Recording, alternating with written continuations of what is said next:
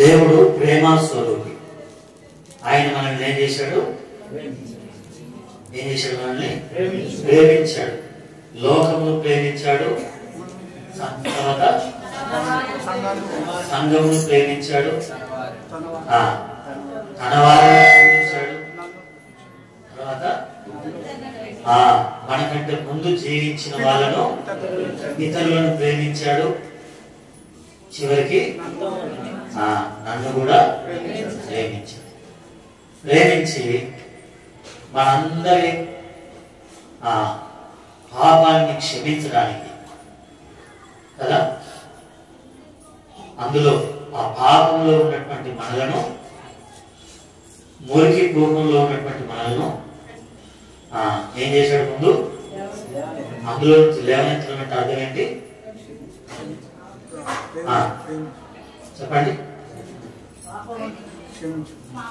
క్షమించి, కనికరించి, కడిగి, తర్వాత కృప చూపించి, లేకపోతే లేవనెత్తి ఆయనతో కూడా కూర్చుండబెట్టుకోవడం. ఇందులో ప్రేమ ఉన్నది. ఇందులో ఏముంది? అదే మొదటి యోహాను 4:16. యోహాను రాసిన మొదటి పత్రిక,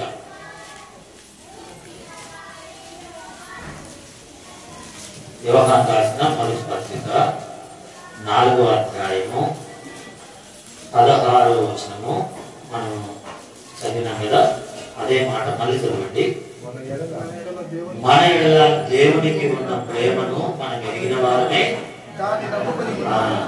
ఆ ప్రేమను నమ్ముకుని ఉన్నాము. ఆ ప్రేమను నమ్ముకుని ఉన్నాము.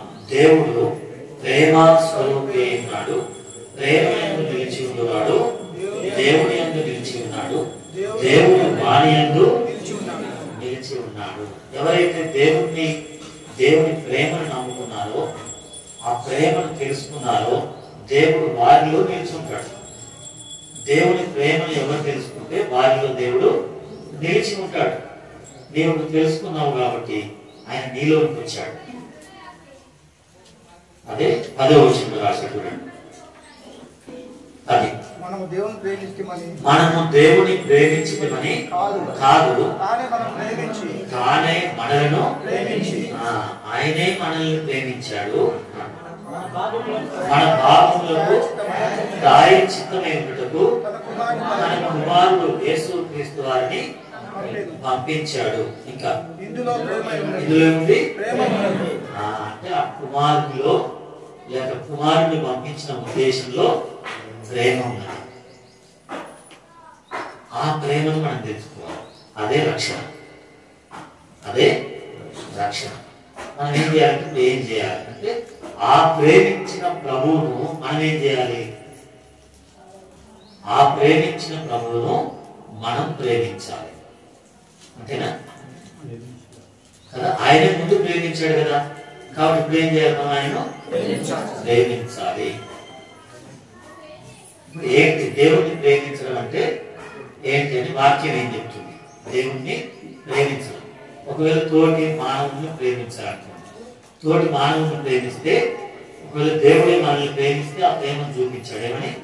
మనల్ని కనికరించాడు, లేవనెత్తాడు, కడిగాడు, క్షమించాడు, తర్వాత ఆయనతో కూడా కూర్చున్నాడు. ఆయన ప్రేమ ఆయన చూపించాడు. ఇప్పుడు మనం దేవుడిని ప్రేమిస్తున్నామంటే ఏం చేయాలి? అదే మొదటి యోహాను 2వ అధ్యాయం, యోహాను రాసిన మొదటి పత్రిక 2వ అధ్యాయము 10వ వచనం. తన సహోదరుణ్ణి ప్రేమించువాడు వెలుగులో ఉన్నవాడు. అంతేనా? తర్వాత 3వ అధ్యాయం 16వ వచనం. 3:16. ఆయన మన నిమిత్తం తన ప్రాణం పెట్టిన కనుక దీనివల్ల ప్రేమ ఎలాంటిదో మనం తెలుసుకున్నాం. మనము కూడా సహోదరుల నిమిత్తము మన సహోదరుల కొరకు మన ప్రాణమైన పెట్టేంతగా ప్రేమించాం. ఎందుకంటే దేవుడి ప్రేమ, దేవుడు ఎవరు? ప్రేమ. ఇప్పుడు ఆ దేవుడు మనలోకి వస్తే ఆ దేవుడి ప్రేమ మనలో ఉంటుంది ఉండదా? దేవుడు ఏమై ఉన్నాడు? మరి దేవుడు మనలోకి వస్తే ఏముంటుంది? దేవుడి ప్రేమ ఉంటుంది. దేవుడి ప్రేమ మనలో ఉండాలి, అది మనలో ఉండాలి. అందుకని రోమా 5:5 రోమా 5:5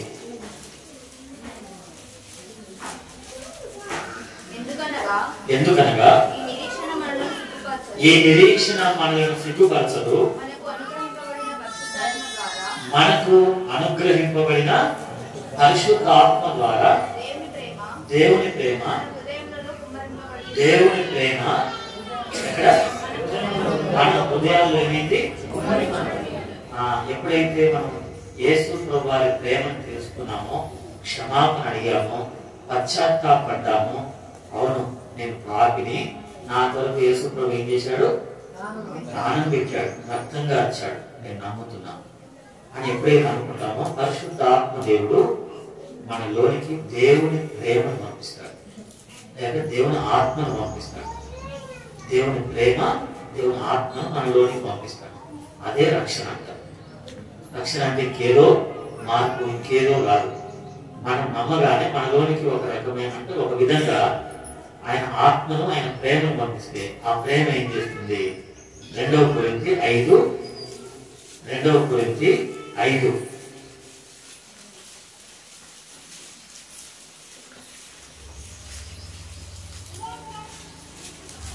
14వ వచనం. క్రీస్తు ప్రేమ మమ్మును బలవంతము చేయుచున్నది. ఏం చేస్తుంది? 2 కొరింథీ 5:14 అందరూ చెప్పగలుగుతారు. క్రీస్తు ప్రేమ నన్ను అంటే మంచిది. ఇంకా క్రీస్తు ప్రేమ నన్ను ఏం చేస్తుంది? బలవంతం చేస్తుంది. క్రీస్తు ప్రేమ మన హృదయంలో ఉన్నదనుకోండి, ఉందా లేదా అంటే పుట్టిన అది బలవంతం చేస్తుంది.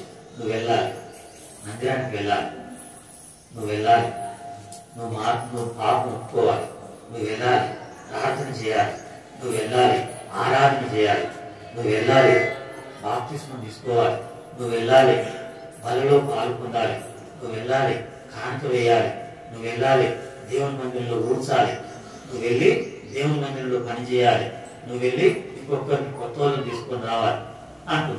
దేవుని ప్రేమ ఎవరిలో లేదో వాళ్ళను వేరే వాళ్ళు బలవంతం చేయాల్సి వస్తుంది. నువ్వు మందిరానికి రా, నువ్వు ప్రార్థన చేయి, నువ్వు ఆరాధన చేయి, నువ్వు పాట పాడు, నువ్వు ప్రార్థన చేయి, నువ్వు బలిలో పాల్గొండు, నువ్వు బాప్తిస్మం తీసుకొని ఇతరులు బలవంతం చేయాల్సి వస్తుంది. దేవుని ప్రేమ మనలో ఉంటే దేవుని ప్రేమను ఏం చేస్తుంది? మనని ఏమని? ఆరాధించు, ప్రార్థించు, బాప్తిస్మం తీసుకో, బలిలో పాల్గొండు, మీటింగ్ పో, కూర్చో, పాస్టర్ గారిని పిలువు, పాస్టర్ గారితో ప్రార్థన చేయించుకో, లేకపోతే పాస్టర్ దగ్గరికి వెళ్ళు, పాస్టర్ దగ్గరికి వెళ్ళు, ఈ వాగ్దానం చెప్పు, ఈ మాట చెప్పు, ఇలా దేవుని విషయాలు తెలుసుకో అని అంటుంది. కానీ లోక ప్రేమ మనలో ఉంటే ఏం చేస్తుంది? పెద్ద కుమారుడు లోక ప్రేమతో నింపబడ్డాడు కాబట్టి ఏం చేస్తాడంటే, అమ్మ నేను లోపలికి రాను. చిన్న కుమారుడు ఏముంది? దేవుడు బలవంతం చేసి ఎవరిని పిలిచారు? చిన్న కుమారుడిని. ఆయనే నేను పోతా. ఎక్కడికి పోతా? తండ్రి దగ్గరికి పోతా. ఎవరితో కూర్చుంటా? నా కూలోళ్ళు, వాళ్ళ ఇంట్లో కూలోళ్ళతో కూర్చుంటా.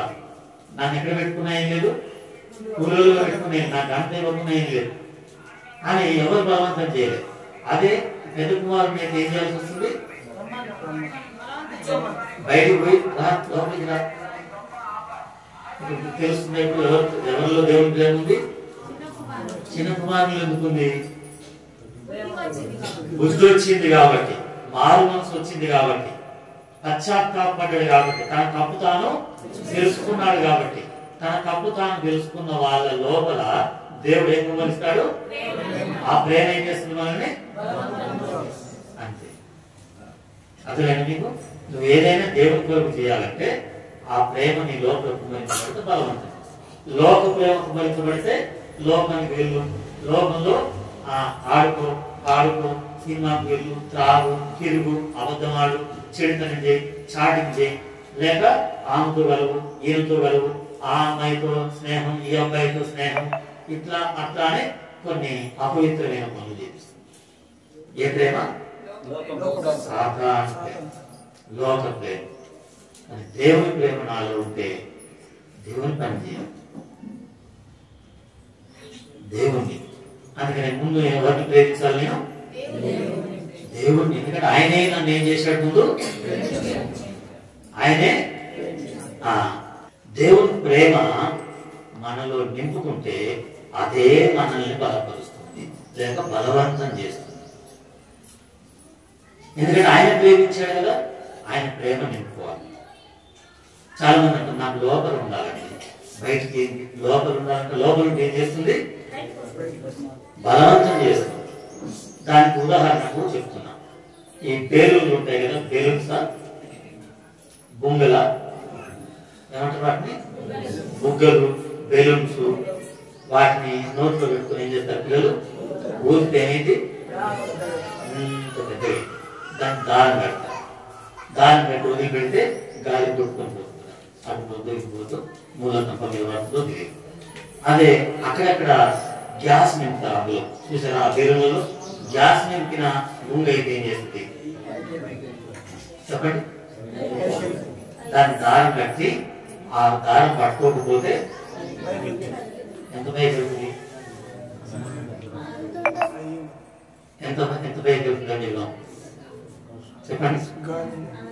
ఎందుకంటే అందులో ఉన్న గ్యాస్ దాన్ని ఏం చేస్తుంది? బలవంతం చేస్తుంది. వెళ్ళు, పైకి వెళ్ళు. ఈ భూ సంబంధం వద్దు, ఈ లోక సంబంధం ఏంటి వద్దు. ఇదంతా పెంట. ఇక్కడ బర్ల పెంట ఉంది. సూర్యపేటలో ఒక బజార్ పేరు. ఇక్కడ బర్ల పెంట ఉంది. ఇంకొక ఊర్లో దోమల పెంట ఉంది. శ్రీశైలంలో పేరు దోమల పెంట. ఈగల పెంట కూడా ఉంటుంది. ఇంకో దగ్గర సుండి పెంట ఉంది. ఉందా? వద్దు. అదే నోటితో ఊదిందనుకో, ఆ పేరు నేను నిలబెట్టుకుపోయి ఈ పెంటలను ఆ పెంటలను పడుతుంది. అందుకనే నేను నిన్ను బలవంతం చేస్తే, నువ్వు బాప్తిస్మం తీసుకున్నా, నువ్వు బలిలో పాల్పొందినా, నువ్వు ఆరాధన చేసినా, మళ్ళా ఆ పెంటలనే మూసి పెడతావు. కానీ దేవుని ప్రేమ నీలో నింపితే ఏం చేస్తుంది? గ్యాస్ లాగా పైకి ఎంతైనా పైకి. నీ లోపల ఆ దేవుని ప్రేమ నింపాలనేదే వాక్యం. నీ లోపల ఏం నింపాలి? దేవుని ప్రేమ నింపితే నేను ఎదుగుతా ఉంటావు. నువ్వే అంటావు నేను ప్రార్థన చేస్తాను, నేను ప్రార్థన చేస్తా ఆంటీ, నేను ప్రార్థన చేస్తానా, నేను ప్రార్థన చేస్తా అక్క, నువ్వే చెప్తావు. కానీ నువ్వు చేయని పక్కలు చేయంటే నువ్వేంత చేయని ఒకలాంటే బయటకు వెళ్ళి సంగతి చెప్తాను. నన్ను ప్రార్థిస్తాను నీ సంగతి. లోపల దేవుని ప్రేమ వాళ్ళు, నేను 96వ సంవత్సరంలో దేవుని దగ్గరికి వచ్చిన. 96 వచ్చినప్పుడు ఏమైంది? ప్రభు దగ్గరికి వచ్చిన తర్వాత 97వ సంవత్సరంలో మారు మనసు అంటే యేసు ప్రభు నా పాపం కొరకు చనిపోయి తిరిగి లేచాడని నమ్మిన. యేసు ప్రభు నా పాపం కొరకు చనిపోయి తిరిగి లేచాడు. నా పాపం ఉందా లేదు కదా అని నమ్మిన తర్వాత ఏం చేయాలి? నేను నమ్మిన వాళ్ళు ఏం చేయాలి చెప్పండి? నమ్మిన వాళ్ళు ఏం చేయాలి? బాప్తిస్మం తీసుకోవాలి. నేను తీసుకోవాలి, కానీ బాప్తిస్మం ఇస్తలేదు కాబట్టి మందిరానికి వచ్చిన తర్వాత ఆరాధన చేయాలి. నేను చేయట్లేదు. అట్లా ఒకరోజు ఒక మందిరానికి సోమాజిగూడ అని ప్రకాశం అనుకుంటాడు. ఇలా ప్రకాశం మందిరానికి వెళ్ళినప్పుడు పాత మందిరానికి 96లో 97లో వెళ్తే అక్కడ పాస్టర్ అమ్మ అక్కగారు ఉన్నారు. రైతులాడు అక్క అంటే పేరు. ఎవరంటే మేము అక్కడి నుండి వచ్చానండి. నువ్వు రక్షించబడ్డావా? నీ పాపాలు ఒప్పుకున్నావా? యేసు ప్రభు నీ పాపాల కొరకు సిలువ వేయబడ్డాడు, రక్తం కాల్చాడు, చనిపోయి తిరిగి లేచాడని నమ్మినావా అంటే నమ్మినా అని ఇలా చెప్పి నమ్మినా మరి ఆరాధన చేస్తున్నావా అని నేనేమంటుంది అనుకున్నా, బాప్తిసం తీసుకున్నావా అని అంటే అట్లా లేదు. అట్లా ఏమన్నది? ఆరాధన చేస్తున్నట్టు చేయట్లేదు అన్న. ఎందుకు చేయట్లేదు అంటే ఈ అక్క చేయొద్దన్న. నన్ను ఒక అక్క తీసుకుపోయింది అక్కడికి. అక్క తీసుకుపోయింది కాబట్టి ఎవరి దగ్గర తీసుకెళ్ళింది నన్ను? అక్క తీసుకెళ్ళింది కాబట్టి ఎవరి దగ్గర తీసుకెళ్ళింది? మళ్ళీ అక్క దగ్గరికి తీసుకెళ్ళింది. అక్క దగ్గరికి తీసుకెళ్ళింది. ఎంత క్రమం చూడండి. అన్నయ్య దగ్గర తీసుకెళ్తాడు, అన్న దగ్గరికి తీసుకెళ్తాడు. అక్క తీసుకుపోయింది కాబట్టి అక్క దగ్గరికి తీసుకెళ్తే అక్క మాట్లాడుకుంటాడు. నాకు అర్థం కాదు, నువ్వెందుకు ఆరాధన చేయకు అంటే ఈ అక్క చేద్దాం, ఎందుకు చేద్దామమ్మా అన్న. అంటే నేను బాప్తిస్మం తీసుకోలేదు. బాప్తిస్మం తీసుకోకపోతే ఆరాధన చేద్దా?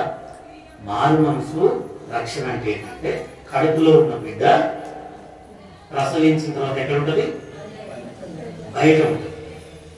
బయట ఉంటుందా? ఉండదా? బయట ఉంటుంది. ప్రసవించిన తర్వాత మందిరానికి వచ్చిన వాళ్ళందరూ కడుపులో పడ్డ బిడ్డలు. మందిరానికి వచ్చిన వాళ్ళందరూ ఎవరు?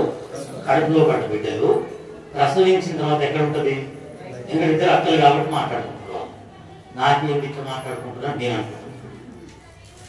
అన్న తర్వాత బయటకు వచ్చిన తర్వాత ఆ బిడ్డ ఏం చేస్తుంది? బయటికి రాగానే బిడ్డ ఏం చేస్తుంది? ఏడుస్తుంది. ఆ ఏడుపే ఆరాధన. ఈయన ఇంకా ఏడట్లేదంటే కడుపులోనే ఉన్నాడు. కడుపులో బిడ్డ బాప్తిస్మం చేస్తా? కడుపులో బిడ్డ స్నానం చేపిస్తారా? చేపేరు కదా. ఎప్పుడు ఏడుస్తాడో అప్పుడే. అయితే నేను వారం ఏడుస్తా అంటే ఊక బాప్తిస్మం తీసుకోవాలి, ఏడుస్తా అర్థమైందా? ఏంటి?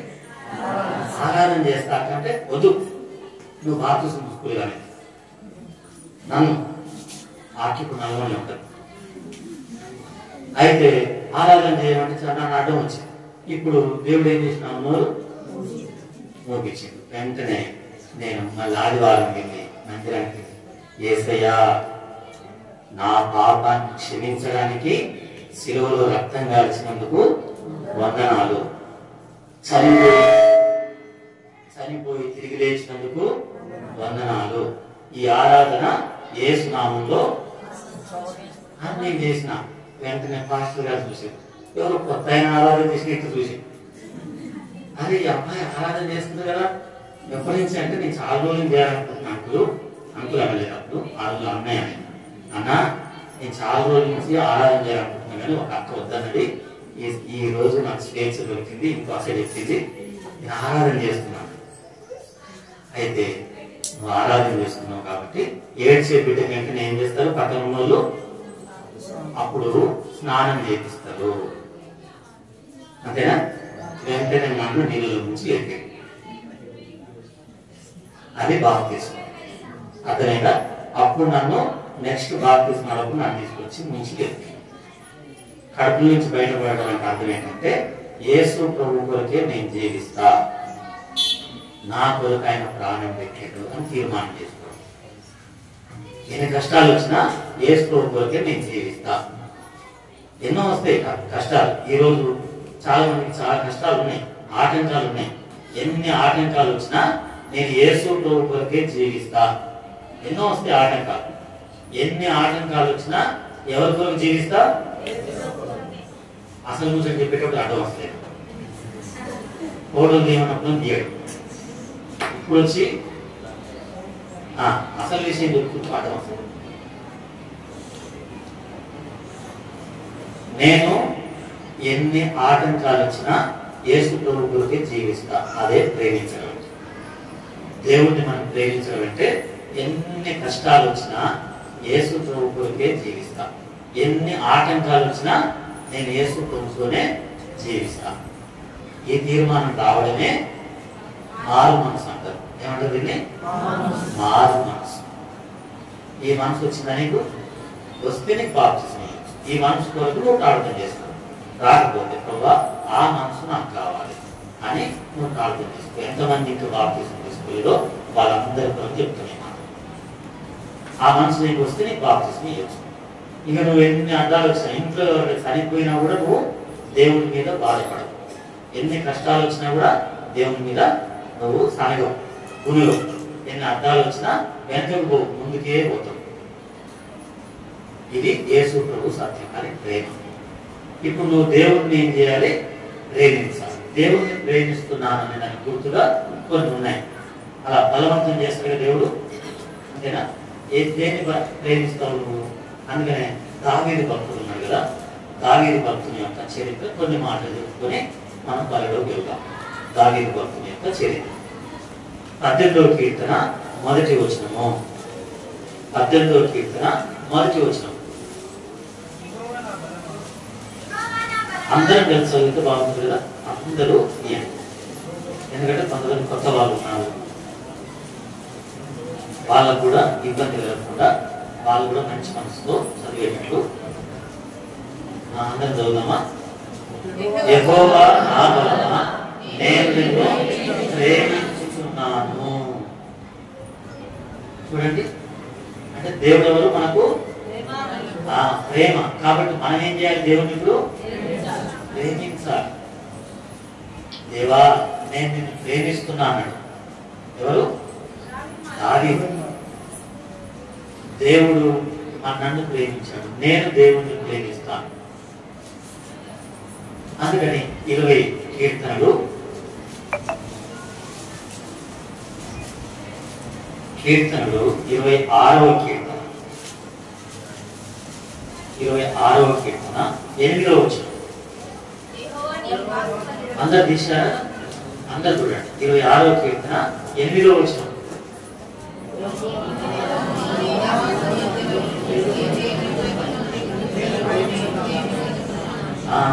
చూడండి, దేవుణ్ణి ప్రేమిస్తే ఏం ప్రేమిస్తామంట?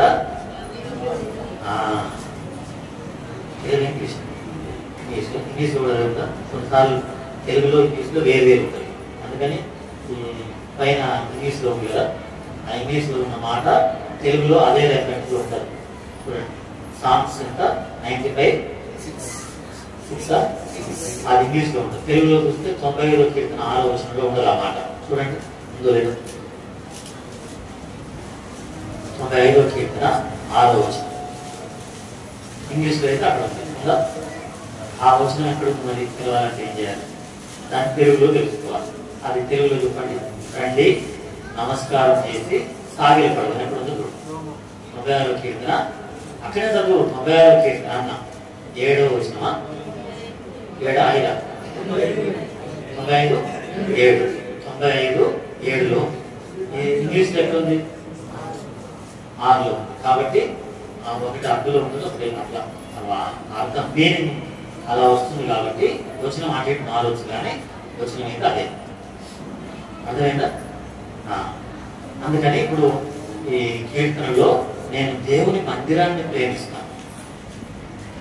దేవుణ్ణి ప్రేమించడం అంటే దేవుని మందిరాన్ని ప్రేమించడం. దావీదుకు దేవుని మందిరం అంటే ఎంత ఇష్టమో. గొర్రెలు కాసేటప్పుడు దావీదు ఏం కాశాడు? గొర్రెలు కాశాడు. గొర్రెలు కాస్తూ నేను గొర్రెలకు కాపరి, యెహోవానేమో నా కాపరి అని ఒక మాట రాశాడు. యెహోవా నా కాపరి, నాకు లేమి లేదు.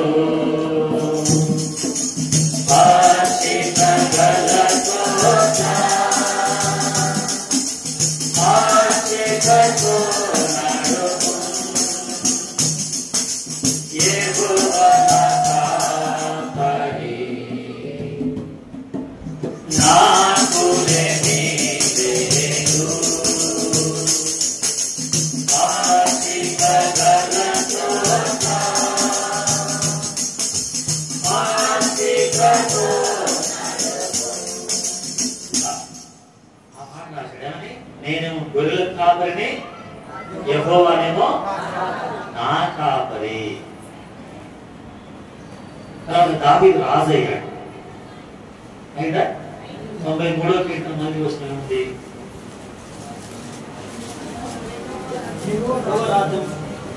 చెప్పండి. యెహోవా రాజ్యం చేసేది దావీదా యెహోవానా? దావీదు అంటున్నా, నేను కాదు రాజ్యం చేసేది, యేసు రాజుగా వచ్చుచున్నాడు. భూలోకమంతా తెలుసుకుంటాడు. యేసు రాజుగా వచ్చుచున్నాడు. భూలోకమంతా తెలుసుకుంటాడు. రావి కోటి దేవుడు రమ్యమైన దేవుడు రావి కోటి రమ్యమైన దేవుడు రారాజుగా వస్తున్నాడు రారాజుగా వస్తున్నాడు యేసు రాజుగా లోకమంతా తెలుసుకుంటారు. అలా దావీదేమో రాజు అయ్యిండు. ఎవరిని రాజు అంటున్నాడు? నేను రాజును కాదు, నా దేవుడే నా రాజు. అంటే దేవుడు ఏం చేస్తున్నట్టుంది చెప్పండి. దేవుడిని ప్రేమించడం అంటున్నా. మనం ఏమంటామంటే నాకు పని ముఖ్యం, నాకు పని ముఖ్యం, నాకు సంపాదన ముఖ్యం, నాకు డబ్బులు ముఖ్యం, నేను ఎట్లా బతకాలండి, నేను లేకపోతే నా అప్పులు ఎట్లా తీరాలండి, నా కష్టాలు ఎట్లా పోవాలి, ఊరికి చేర్చి చేర్చి చేర్చి అంటే పొద్దున చేర్చి రాత్రి చేర్చి సాయంకాలం చేర్చి లేకపోతే ఉదయం లేకపోతే సోమవారం మంగళవారం బుధవారం ఏ రోజు ఊరికి చేర్చినా ఇక అట్టే నెగ్గి పెట్టుకోకు. ఆ చర్చిని ఒక రూమ్ వేసుకొని అందులో ఉండు అని ఎక్కిరిస్తారు కదా కొందరు ఇళ్లలో. ఎక్కిరిస్తారా? వాళ్ళకి తెలియదు, ఎందుకంటే వాళ్ళు లోకాన్ని ప్రేమిస్తున్నారు కదా. వాళ్ళు దేన్ని ప్రేమిస్తున్నారు? లోకాన్ని ప్రేమిస్తున్నారు. కానీ దేవుడిని ప్రేమించిన వాళ్ళు ఏమంటారు? దేవుడే నా పని, దేవుడే దేవుడే నా పని. అంటే గొర్రెల కాపరి అంటే దేవుడు నా కాపరి అంటున్నాడు. దావీదు నువ్వు రాజు అంటే దేవుడే నా రాజు అంటున్నాడు. ఎంత ప్రేమ ఉన్నాడు దావీదు. దేవుడిని ఏం చేస్తున్నాడు దావీదు? ప్రేమిస్తున్నాడు. గొర్రెల దగ్గర ఉన్నాడు. గొర్రెల దగ్గర ఉన్నటువంటి దావీదును ఏం చేశాడంటే, గొర్రెల దగ్గర ఉన్నటువంటి దావీదును వాళ్ళ నాయన అన్నాడు కదా, అయ్యా మీ అన్నలు ఎక్కడున్నారు? దావీదు యొక్క అన్నలు ఎక్కడున్నారు? యుద్ధంలో ఉన్నారు. యుద్ధంలో ఉన్నారు కదా, మీరు వెళ్ళి అన్నం చూసి రాకు, మీ అన్నలు ఎక్కడున్నారో చూసి రాకు అంటే, ఇప్పుడు దావీదు దగ్గర ఏమున్నాయి? దావీదు దగ్గర ఏమున్నాయి? చదవండి. సమూయేలు మొదటి గ్రంథము ఏం చేశాడు? దేవుణ్ణి ప్రేమించడం అంటే సమూయేలు మొదటి గ్రంథం 17వ అధ్యాయము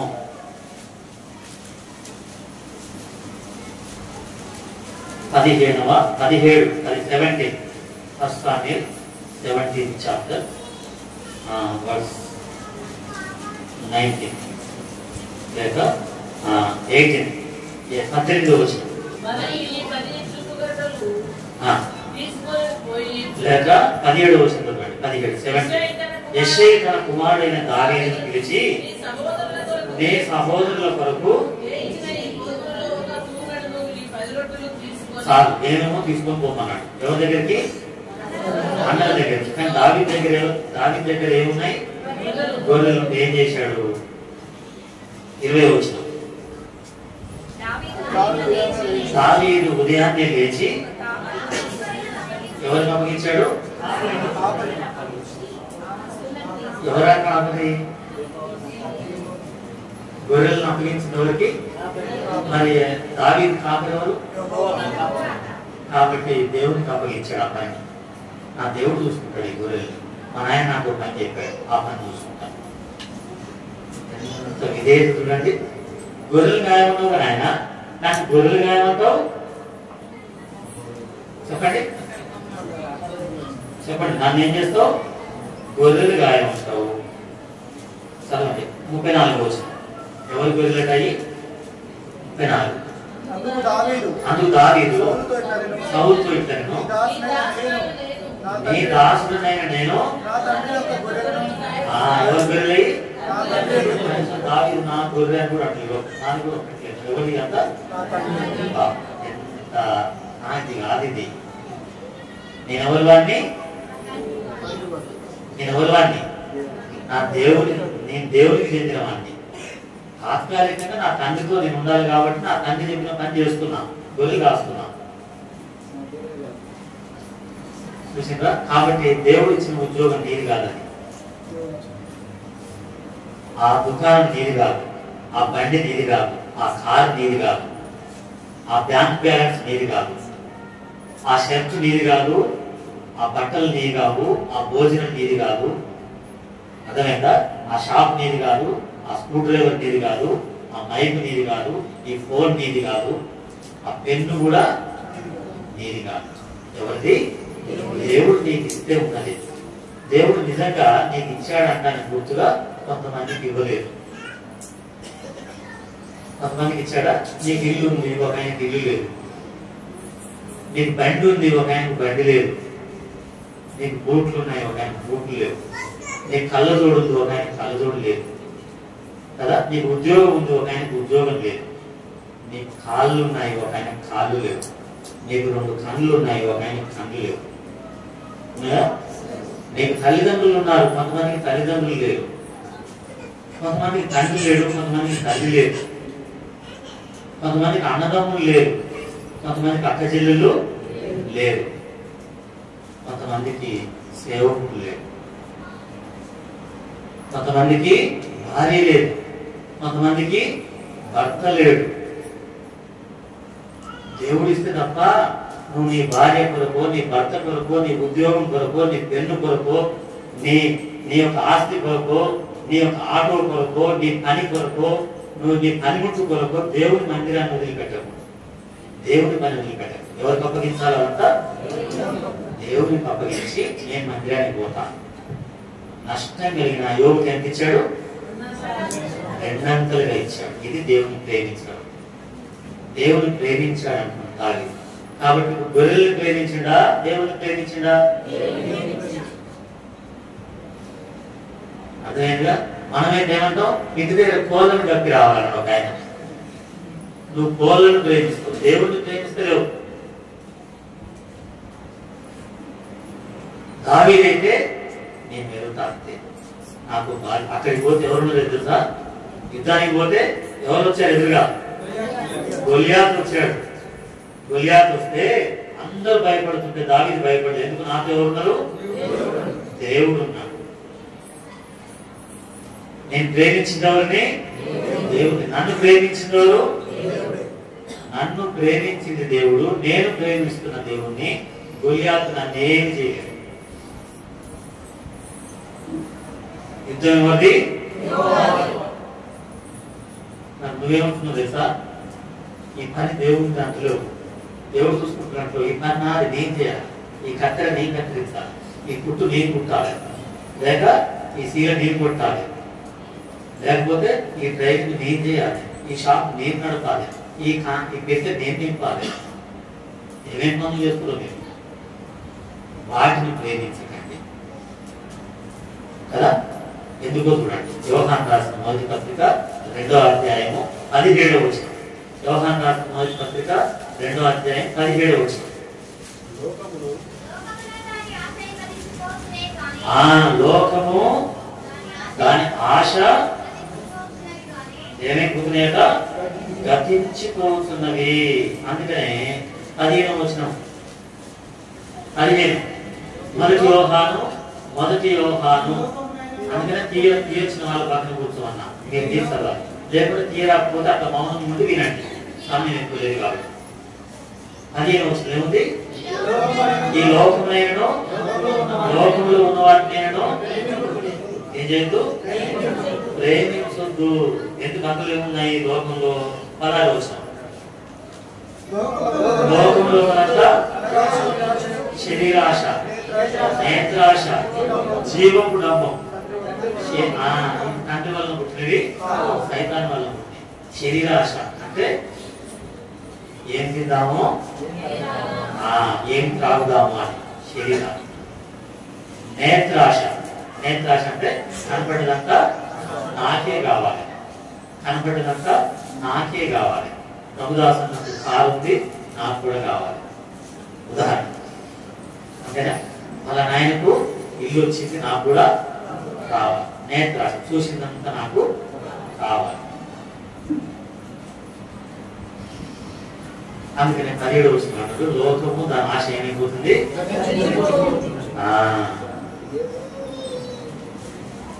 గతించిపోయేది ఉండవు. ఒకవేళ ఆ అట్టే ఉన్నా నువ్వు ఉండవు, ఆ అట్లనే ఉన్నా నువ్వు ఉండవు.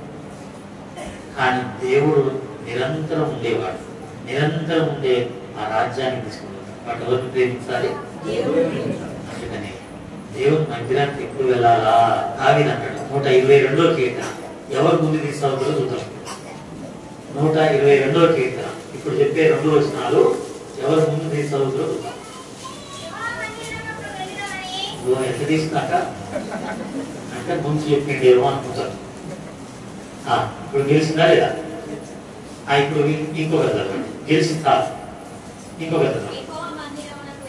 యెహోవా మందిరమునకు వెళ్దామని జనులు నాతో అన్నప్పుడు నువ్వు సంతోషపడతావా?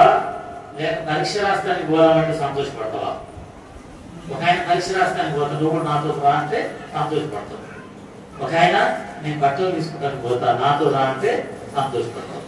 ఒక ఆయన ఈరోజు పొట్టేలు మాంసం కోసుకుంటాం రా అంటే సంతోషపడతాం. ఒక ఆయన ఆటో కొనుక్కుంటాం రా అంటే సంతోషపడతాం. ఒక ఆయన సంటిని సామాన్ కొనుక్కుంటాం రా అంటే సంతోషపడతాం. ఒక ఆయన మంచి మంచి చీరలు కొనుక్కుంటాం, బంగారం కొనుక్కుంటాం, ఇంకేమో కొనుక్కుంటాం అని సంతోషపడతాం. కానీ దావీదు దేవుడిని ప్రేమిస్తున్నాడు కాబట్టి ఏం సంతోషం అంట? మందిరాన్ని ప్రభావం అని పక్కకు పడేస్తారు. అని పక్కకు పడేసి వచ్చినట్టు చదువుకుంటూ వాడతాం. అట్లా మనం పోదామంటే వద్దు, ముందు అంటుదోమాలి, స్టవ్ కడగాలి, సెల్ అంతా దండాలి, మాంసం మీద ఉన్న బెడ్షీట్ కూడా మార్చాలి, జిడ్డు కవర్ మార్చాలి. అన్ని మార్చినాక అప్పుడు పోదామంటే ఈలోపు వాక్యం అయిపోయాయి. ఈలోపు అక్కడ వాక్యం అయిపోయాయి, అక్కడ ప్రార్థన అయిపోయాయి. ఏం చెప్పిండో తెలియదు. ఆఖరికి కోప్పడే వాక్యము లేకపోతే ఇంకేదో వస్తే అదొక్కటి ఇంటికి మందిరానికి పోయి ఏమి నాకు ఇచ్చింది, ఎంతసేపు నవ్వించింది నవ్వేది. కాబట్టి దేవుణ్ణి ప్రేమిస్తే ఎక్కడికి పోయి సంతోషపడాలి? ఇంకొకటి చదువుతాను కదా, 119వ కీర్తన. ఎవరు ముందు చదువుతారు అంటే కొంచెం మెలేజ్ చెప్పకపోతే చదివిన వాళ్ళ మీద చదువుతారు కాబట్టి 119వ కీర్తన 165వ వచనం.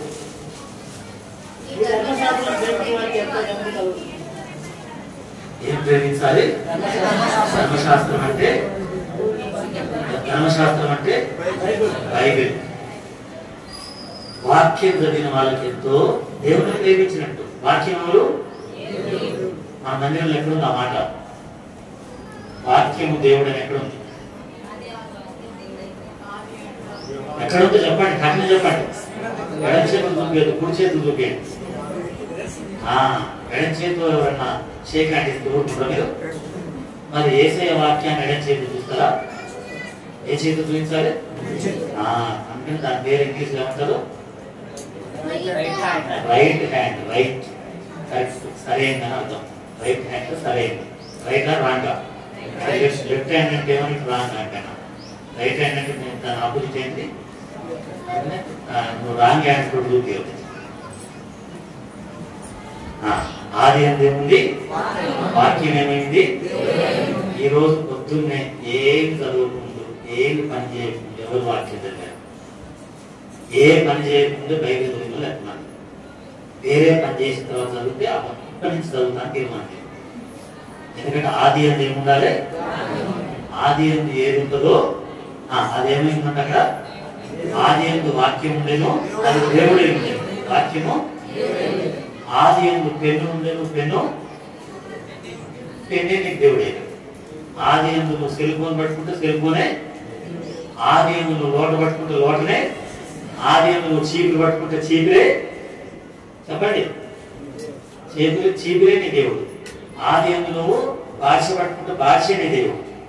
ఆది అందు లేవగానే బైబిల్ పట్టుకుని బైబిల్ చదవాలి దేవుడిని ప్రేమిస్తే. ఇంకొక వచనం 119వ కీర్తనలోనే 145 అనుకుంటాం, 148. అందుకనే అన్నా నేను ఇచ్చిన వాక్యము నేను ధ్యానించుకటై. ఎప్పుడు తెలుసుకోవాలి మన కళ్ళు? రాత్రి అంటే ఇంకా తెల్లవాడక ముందే, చీకటి పోక ముందే మన కన్నులు తెలుసుకుని ఏం చూడాలి? దావీదుకి అది దేవుని ప్రేమ ఉంది కాబట్టి, చీకటి నేను లేచి వాక్యం చదువుకుంటాడు. అన్ని పనులు చేసినాక తీరికైనాక అప్పుడు చదువుకోవాలి. స్టార్టింగ్ లేదు చదువుకోవాలి. అందుకే నేను ఫోన్ చేయగానే ఏం చెప్తా మీకు? ఫస్ట్ పొద్దున్నే ఫోన్ చేస్తే ఏమంటా ఇక్కడ చెప్పండి. ఎందుకంటే ఈ మాట నీ జీవితంలో నెరవేరాలని. నేను నేర్పుతాను మీకు.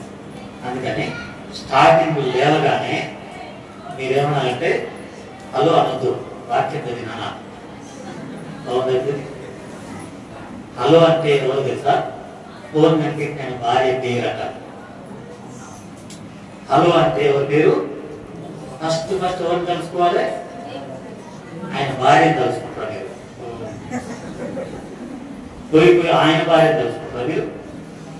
ఇంత మంచి సిస్టర్స్, ఇంత మంచి బ్రదర్స్ అలాగే వాళ్ళ భార్యను తెలుసుకుంటారా? ఫోన్ చేయగానే ఫస్ట్ ఏమనాలి? వాక్యం చదువుకున్నా. అవతలకు వెంటనే బలమే నేను కూడా చదువుకుంటాను పెట్టేసి చదివినాక మళ్ళీ ఫోన్ చేస్తాను. హలో అనే మాట ఫోన్ కనిపెట్టిన ఆయన భార్య పేరు కాబట్టి ఫస్ట్ ఆయన భార్యకు ఫోన్ చేసి హలో అని అడగతారు. అంటే ఏమండి అని ఆమె అంటారు. నువ్వేం తెలుసుకో రోజుకి ఎన్నిసార్లు ఆయన భార్యను తెలుసుకున్నావు. మనం ఏమన్నా ఫోన్ చేయగానే చెప్పండి. అందుకనే కొన్ని ఆఫీసులకు ఫోన్ చేస్తే వాళ్ళు ఏమంటారంటే గుడ్ మార్నింగ్ అని వాళ్ళ ఆఫీస్ పేరేంటో హెల్త్ డిపార్ట్మెంట్ అంటారు. గుడ్ మార్నింగ్ పోలీస్ స్టేషన్ అంటారు. గుడ్ మార్నింగ్ అంటారు కానీ హలో అనేవాళ్ళు. ఎందుకో తెలుసా? ఇది తెలుసుకున్నారు కాబట్టి. అయితే మనం ఏమనాలి? హలో అనొద్దు. ఏమన్నాం? వాక్యం చదివితే ఒకవేళ ఆయన భార్య పేరు తెలుసుకోవచ్చు. తెలుసుకోవడం చేయాలనిపిస్తుంది నా మానేద్దాం. సరేనా? అందుకనే రైతులా వందనాలు అన్నారు. లేకపోతే వాక్యం చదువుకున్నా ఎంత బాగుంది. అందుకని మీరు ఫోన్ చేయగానే వాక్యం చదివినా అంటానే పొద్దున్నే. అంటే దేవుడి వాక్యాన్ని ఏం చేయాలి చెప్పండి? ప్రేమించాలి, చదవాలి. దాని కొరకు తెల్లవారకు ముందే నీ కళ్ళు దేనిలో ఫస్టే ఎదురుగానే రెడ్డి లేరు బొమ్మను ఎదురుగానే ఏదో పెట్టుకోవడం. వాక్యం పెట్టుకోవాలి, వాక్యం చదువుకోవాలి, వాక్యం ఉండాలి. అదేంటా దేవగానే వాక్యం. తర్వాత ఎందుకంటే ఈయన దేవుడిని ప్రేమిస్తున్నాడు కాబట్టి ఎవరైనా దావీదు ఆయన గురించి చెప్తున్నాడు. 40వ కీర్తన 16వ వచనం. 40 సామ్స్ 40. నిన్ను వెతుకువారంటారు. ఈయన చదివితే ఆయన మంచి కదా. అంత కష్టపడి తీసి నీకు ముందు తెలిస్తే ఆయన ఎందుకు చదివిస్తారు? నిన్ను వెతుకువారందరూ నిన్ను గూర్చి ఉత్సాహించి సంతోషించుగాక. దేన్ని ప్రేమిస్తారు? రక్షణను ప్రేమిస్తారు. ఏం కావాలి నాకు? రక్షణ.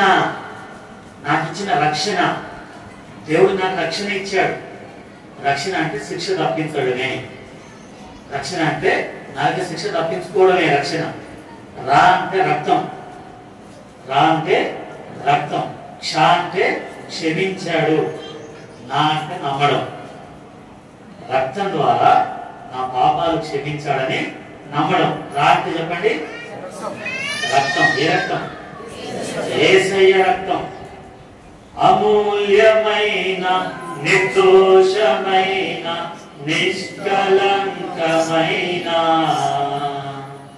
అమూల్యమైన నిర్దోషమైన నిష్కలంకమైన యేసుని రక్తమే జై. ప్రభు యేసుని రక్తమే జై. జై యేసుని రక్తం, జై జై యేసుని. కాబట్టి ఆ రక్తం ద్వారా రా అంటే ఏంటిది? యేసయ్య రక్తం.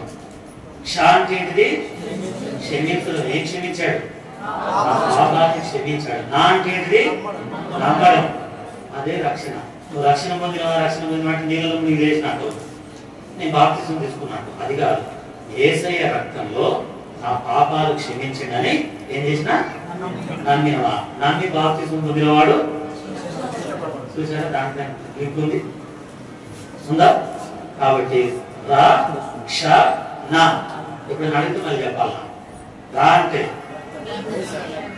క్ష అంటే, నా అంటే అని మీరు తెలుసుకోవాలి, ఇతరులకు కూడా తెలియజేయాలి. అందుకని దేన్ని ప్రేమిస్తున్నాడు ఆయన? చెప్పండి.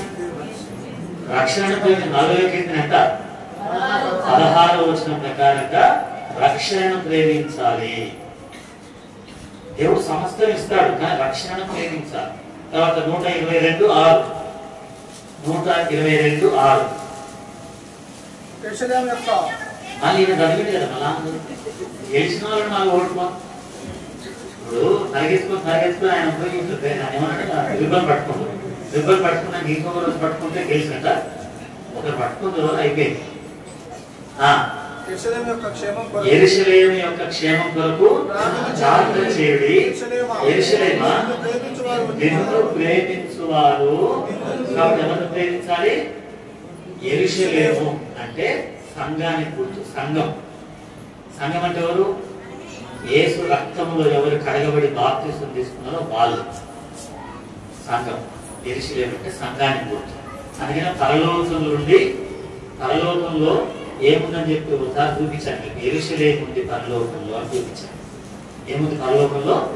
యెరూషలేము అని ఒకరోజు చూపించాను. నాకు సమయం లేదు. యెరూషలేము అంటే సంఘం.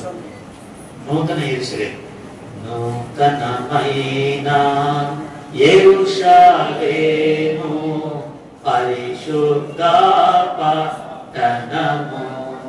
నూతనమైన యెరూషలేము పరిశుద్ధ పట్టణము. అలా నూతన యెరూషలేము సంఘం అంటే ఎవరిని ప్రేమించాలన్నా?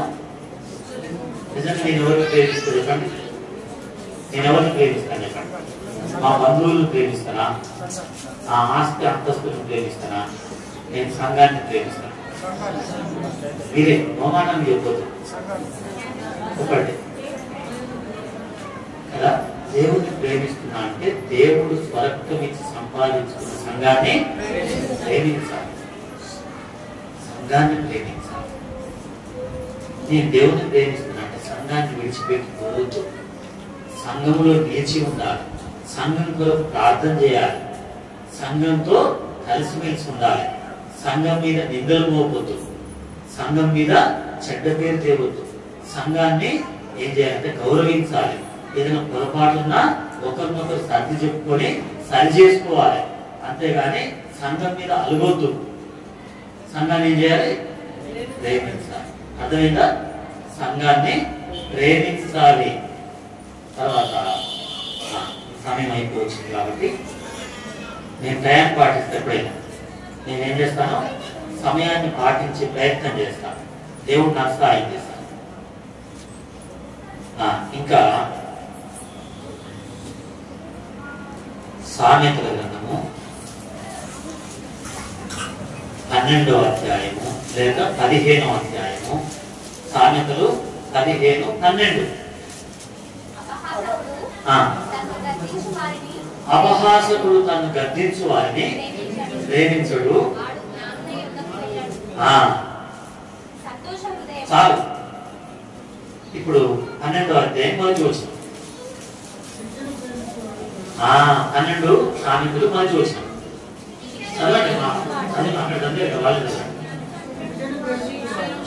వాళ్ళే శిక్షను ప్రేమించాలి. దేన్ని ప్రేమించాలి? మనం శిక్షను ప్రేమించాలి. ఎవరైనా మనల్ని శిక్షిస్తున్నారంటే ఇష్టపడాలి. ఎందుకంటే శిక్ష ఏం చేస్తుందంటే మనలో ఉన్న కక్ష లేకుండా చేస్తుంది. కానీ మనం కక్షను ప్రేమించాలి. దేన్ని ప్రేమించాలి? శిక్ష. ఎందుకంటే మన శిక్ష అంతా ఎవరు భరించారు? మన శిక్ష అంతా యేసయ్య భరించారు. కాబట్టి మనము శిక్షను ప్రేమించాలి. అందుకని యేసయ్య దేన్ని ప్రేమించాడు? శిక్షను ప్రేమించాడు. అందుకనే శిలువ దగ్గరికి వెళ్ళేటప్పుడు ఏమన్నాడంటే, నా చిత్తము కాదు నీ చిత్తమే, నీ గిన్నె నా యొద్ద నుండి తొలగించు, ఆయనను నా ఇష్టం కాదు నీ ఇష్టమే. నేను ఏం చేస్తున్నా? ప్రేమిస్తున్నా. దేన్ని? శిలువ శిక్ష. శిలువ శిక్షను ప్రేమించాడు. శిక్ష అన్నప్పుడు ప్రేమించాడు. అలా ఆ స్థాయికి రావాలి. అందుకనే దావీదుని ఎంత శిక్షించిన, దావీదు మీద ఈట విసిరేసిన అయినా దేవుడిని ప్రేమిస్తూనే ఉంటాడు.